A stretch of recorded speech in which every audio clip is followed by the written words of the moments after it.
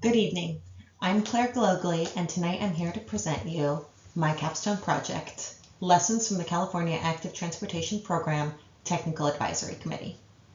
The key research question I was seeking to solve was, from the perspective of members of the Active Transportation Program Technical Advisory Committee, how has ATP TAC participation been effective and what can be improved to meet the legislative intent and goals of the Active Transportation Program?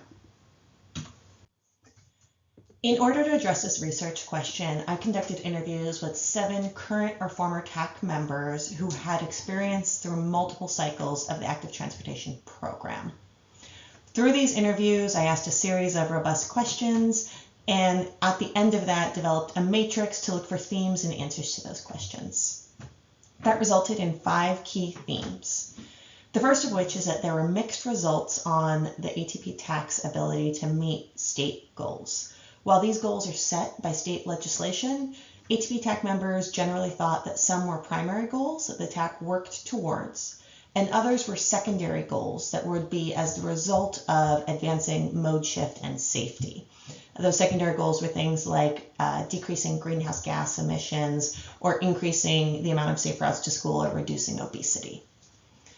The second key theme was that the group of people involved in the TAC is critical.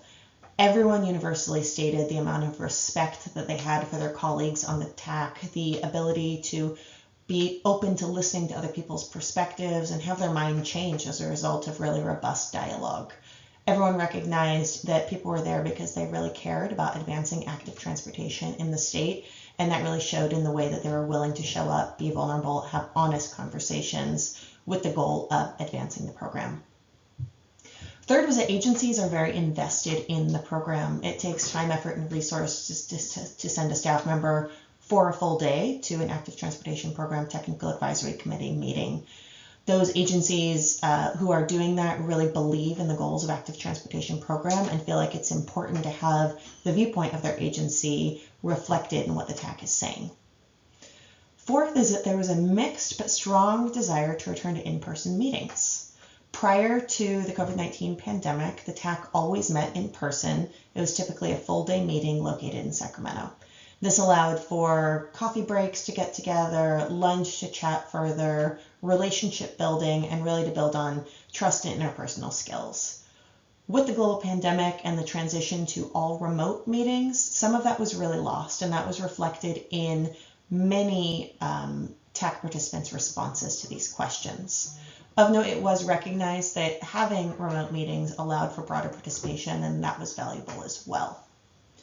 Finally, fifth was that there was a strong desire to help throughout the TAC.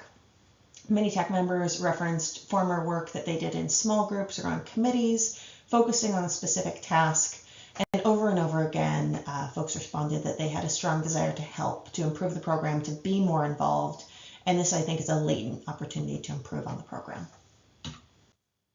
So what were the results and what were the findings? The first is that the co-chairs of the TAC could refocus on the state goals. It would probably be worth going back and restating what those are, how the TAC can advance them, and what our role really is. Next, the TAC should consider a return to in-person meetings as much as possible, leaving a hybrid option available.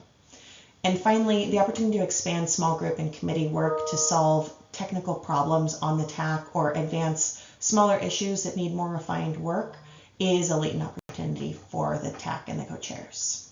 With that, again, I'm Claire Gallogly. Thank you so much.